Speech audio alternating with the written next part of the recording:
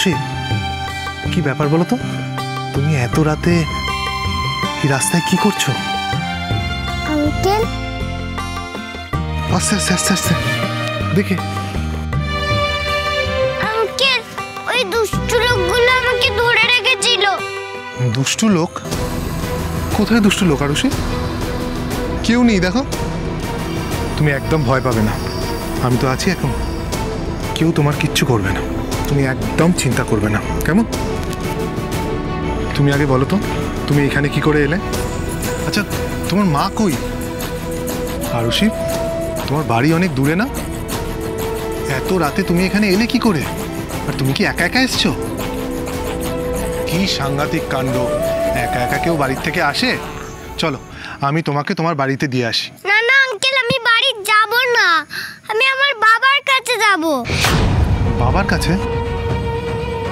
তোমার বাবা কোথায়?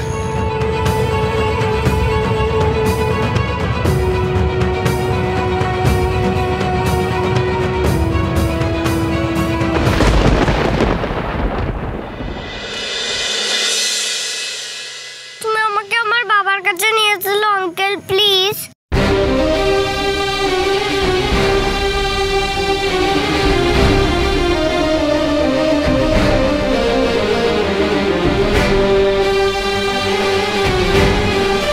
তোমার বাবা? হ্যাঁ, রাগী আঙ্কেলই আমার বাবা। আমি মাকে বলতে শুনেছি, কিন্তু রাগী আঙ্কেল আমার সাথে একটুও কথা বলে না, আমার উপর খুব রেগে আছে, জানো তো। আমি তাই বাবার কাছে গিয়ে বাবার সাথে কথা বলতে চাই।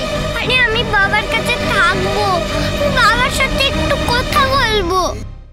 আমাকে নিয়ে চলো না আঙ্কেল। তার মানে আমি ঠিকই বুঝেছিলাম, অনুশ্রী ইরাবতী আর আরুষি হলো ইরা আকাশের মেয়ে। ও আঙ্কেল, তুমি শুনছো আমার কথা? হ্যাঁ সোনা, শুনছি। আকাশ এই কথাটা জানে না।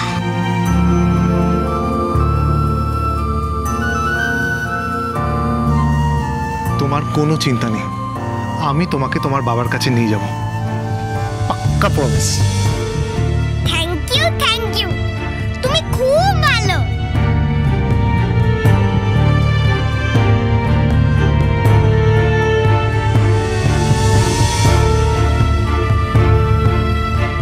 আরুষি, তুমি এখন থেকে আমায় আর আঙ্কেল বলবে না, কাকাই বলবে। আমি তোমার কাকাই হই, ঠিক আছে? আচ্ছা। এখন তোমায় নিয়ে আমি আমার বাড়ি যাব, তারপরে তুমি খাওয়া দাওয়া করবে, তারপরে ঘুমু করবে, তারপর আমরা কাল সকালে তোমার বাবার কাছে যাব, ঠিক আছে? ঠিক আছে। বলে বাবা, আমাকে তো ও বাড়ি যেতেই হতো। আকাশের সাথে বোঝাপড়া আছে, ও কি করে মামুর এত ভালোবাসার বাড়ি নিলাম করতে পারে, কেন করছে সেটা আমাকে জানতেই হবে। কাল আরুষির জন্য, মামুর জন্য আমাকে আকাশের মুখোমুখি হতেই হবে, ও বাড়ি যেতেই হবে।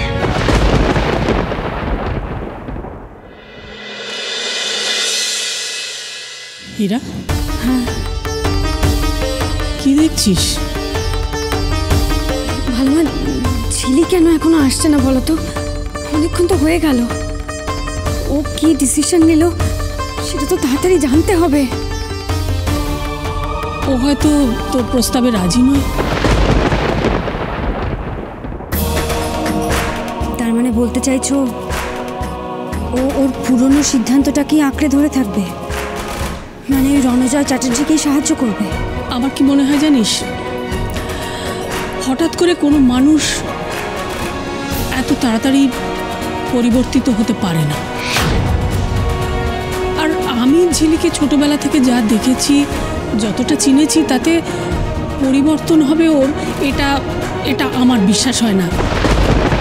ওর কাছে ওর নিজের স্বার্থ, নিজের লোভ, নিজের আশা আকাঙ্ক্ষা এইসবই সবার চাইতে দামি।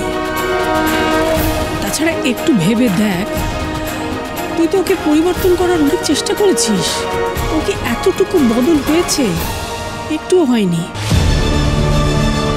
কারণ ও নিজের মতো করেই চলেছে, ওর মন যা চেয়েছে তাই করেছে।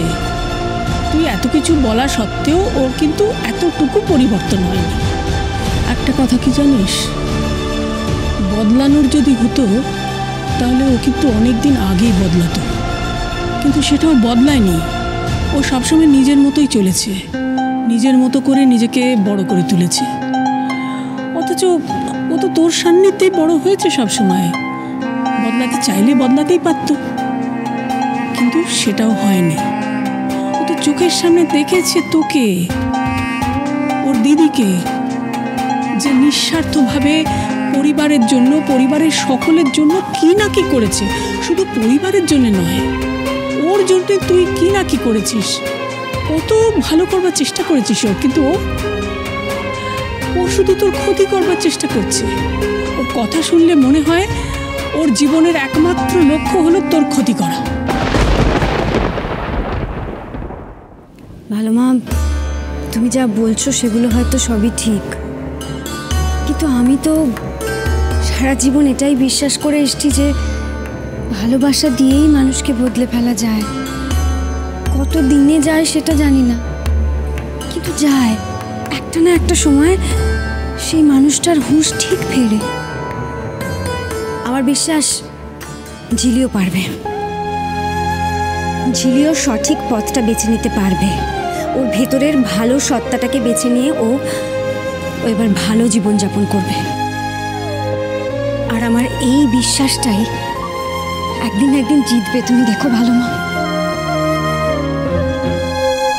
আমিও চাই তোর বিশ্বাসই জিতুক।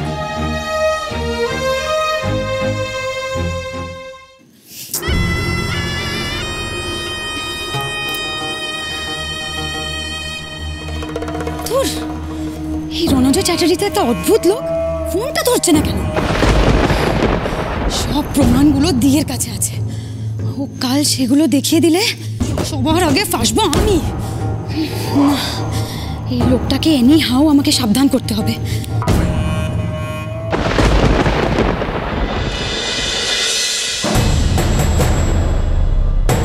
তোদের জন্য আমার বুকটা ফেটে যেত রে মা, বিশ্বাস কর। আমি চাইতাম তোদের কাছে আসতে, তোদের সাথে থাকতে, কিন্তু পারতাম না। তার কারণ আমার নিজের দাদা আমার এই বাড়িতে ঢোকাটা বন্ধ করে রেখেছে। হ্যাঁ রে, কিন্তু তুই আমায় বল, আমিও তো একজন বাবা। আমি কত চাইতাম তোদের কাছে আসতে, তোদের কাছে থাকতে। তোদের জন্য আমার বুকটা ফেটে যেত।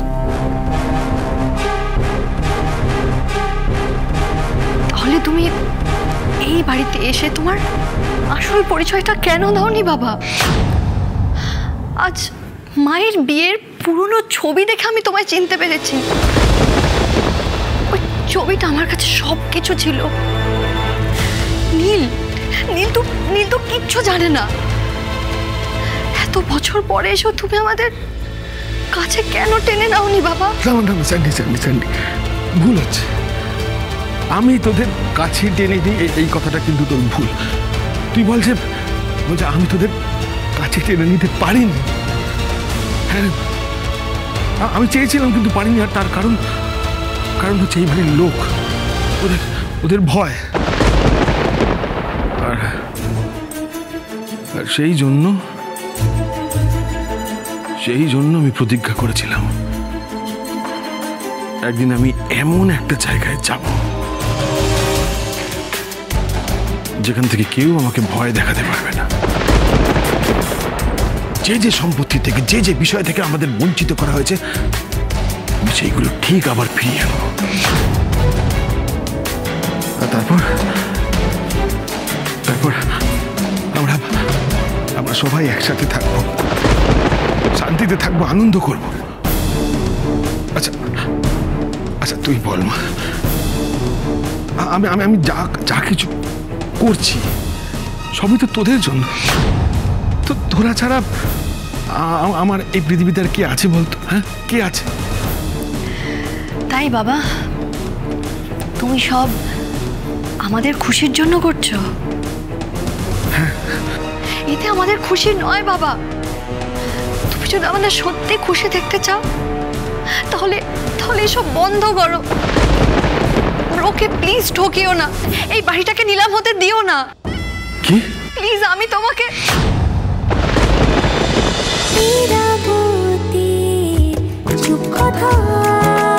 চলো চলো চলো চলো পাল্টাই।